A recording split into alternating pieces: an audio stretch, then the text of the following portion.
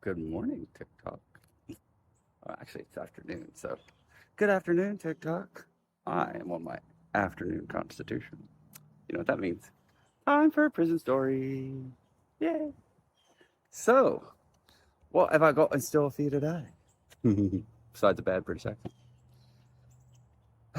Yesterday, we left off with me getting on the phone with tragic boyfriend while I was in the jail in Watsika, Illinois. And, you know, me having a little pensive moment about what it's like to love somebody who not only doesn't love you, but and does you fucking dirty as shit. But you ask for more. You know? Y'all ever been there? I have. Anywho. So I did eventually get out of Watsika. I was there for about 2 weeks when the marshals come and did their pack it up, rake your nuts, and made me show them my butthole and all that stuff. And then I got moved from that county jail to the Federal Transfer Center. My first trip to the Federal Transfer Center. But in between there, I had to do a court date. I got my first taste of what it's like to be in a courtroom, a federal courtroom, no less. But here's the thing. Guess what they let me take with me when I left Watsika? Or when I left, not Watsika, but the jail after that. I can't remember the name of it. It starts with a T or something. I could look it up. What's the point? When the federal marshals took me out of that jail, they let me keep a book. What? Wouldn't let me keep the Robert Jordan book from the last time, but they let me keep a book. It was a Harry Potter book. I know. I'm not here for JK and her bullshit, so turfs can eat a whole bag of somethings. Because y'all wrong. Every last bit of it.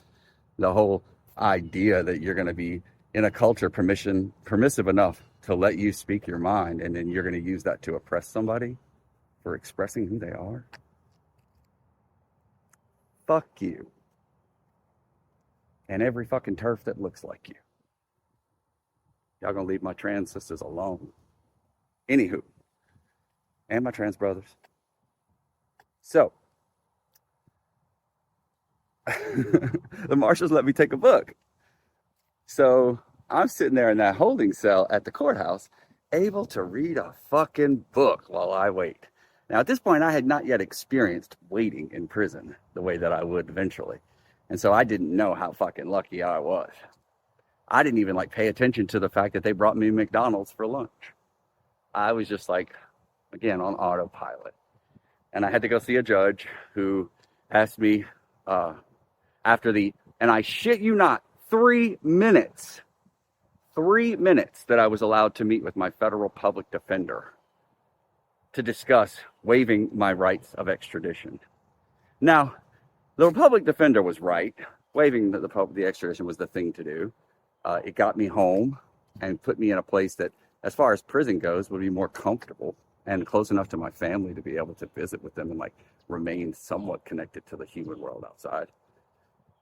But still, our legal system functions on these predicated notions that you're getting a defense for all legal matters if you can't afford it. And that shit is a lie. It's a bold-faced, typewritten, federally coded lie. And there's just no other way to look at it. I'd put up a little table with a sign that says, argue me against it. But you can't, because you're wrong. Anyway. So I get out of this courthouse and take my book, which the marshals let me take with me inexplicably to the next transfer point, but they took it from me there. Let's flare for a minute.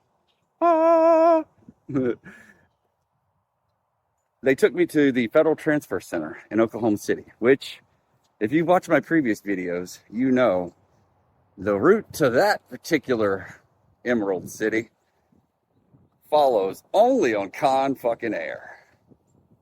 I mean, there are buses there too, but it's mostly Con Air. So I get Con Aired to the Federal Transfer Center in Oklahoma City. And I'm not going to go into depth again about what it's like in the Federal Transfer Center. It's misery.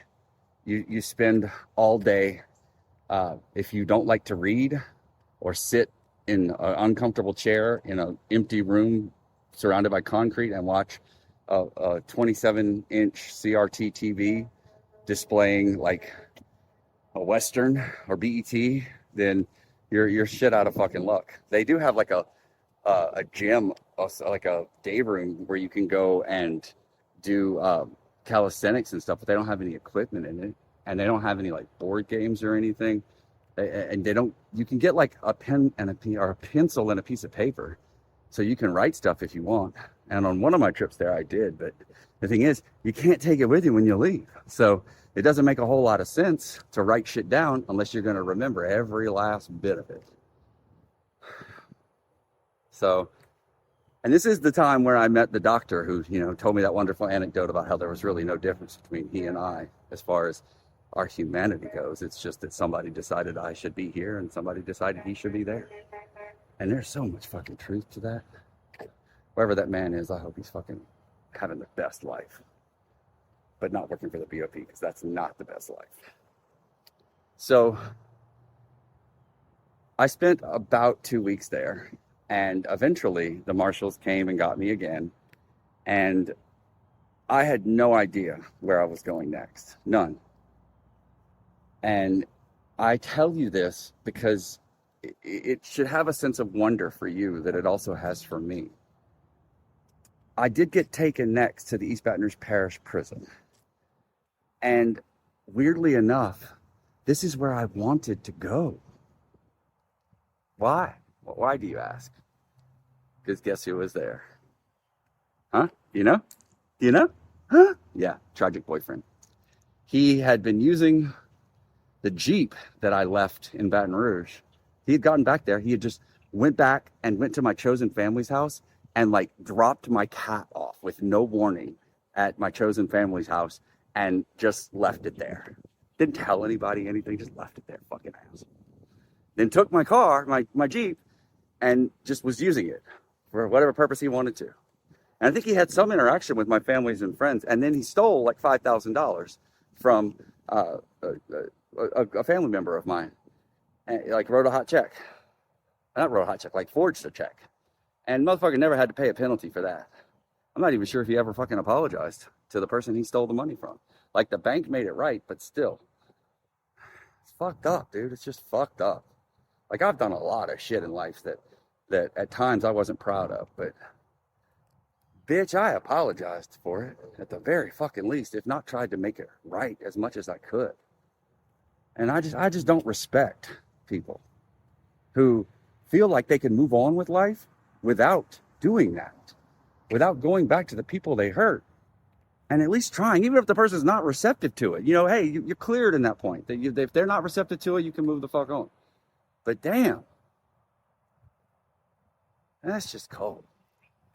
So, tragic boyfriend was like squatting at somebody's apartment, well, with permission, and the person like wouldn't give him a key or something, and so he like climbed over the railing to get in through like the sliding door, and somebody saw it and called the cops. And so because the person who he was staying with was at work and tragic boyfriend didn't have his phone number or anything, I think it was just like a random internet hookup, the police took him to jail for trespassing. And so he was in the East Baton Rouge Parish Prison. So I had found this out through family members, and I wanted to go there so that I could see him. Because I'm what? At the time? Pathetic. Yes, I was. I can own it. So I'm sitting there after the long ordeal of Con Air, and I get into this prison transport van in Alexandria, and they drive me from Alexandria, Louisiana down to Baton Rouge. And then there's East Baton Rouge Parish Prison. Now, I've been there once before when I got booked, if y'all remember. And like initially, after the night I got arrested, I was there for almost 3 days. But I never left central booking. So I get there, and I mean, it's just like, I feel like I'm an old school con at this point. I've been in jail for like 2 months, maybe, but I feel like, yeah, I'm hard. So fucking stupid.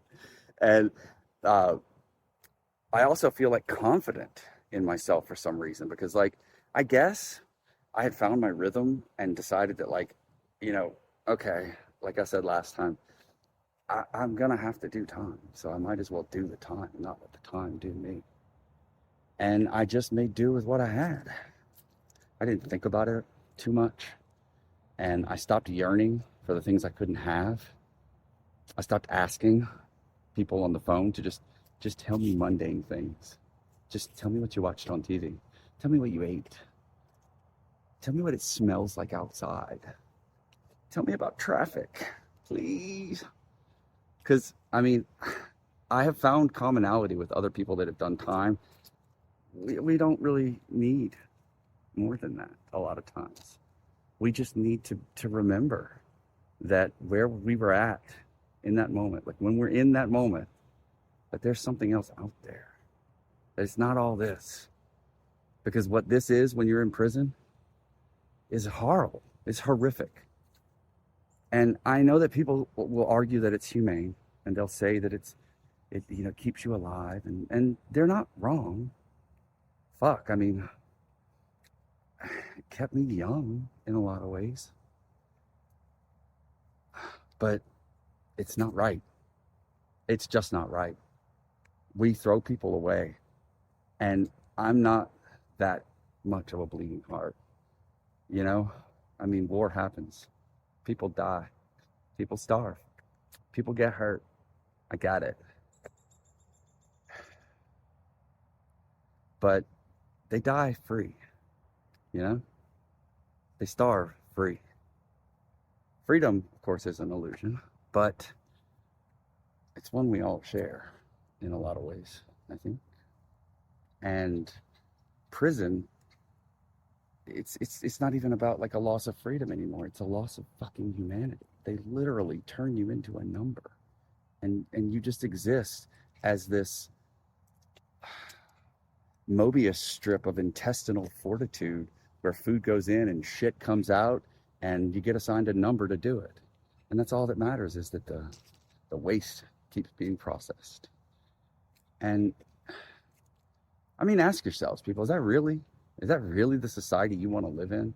I know you people have a heart, and you drive past somebody who's like starving and broken on the side of the road in a full blue jasmine moment, just rife with mental illness and unable to enjoy the things that you enjoy about life. And I know you feel something. Even if you know you can't act on it, there's nothing you can do to help that person in your mind, and so you don't. But really, is that what you want society to be? Because by your inaction, that's what you let it be. But enough preaching. I think that's going to be it for today. So I'll see you next time when we get to East Baton Rouge Parish Prisons L2 for the first time and see Tragic Boyfriend again in person for the first time in 2.5 months after he stole all my money and all my illicits. Let me know what you think is going to happen in the comments. Like, what are they? They're like over there or something? Like, I don't fucking know. Maybe they're over there. I still haven't figured this TikTok shit out. I'm too old. But love y'all. Bye.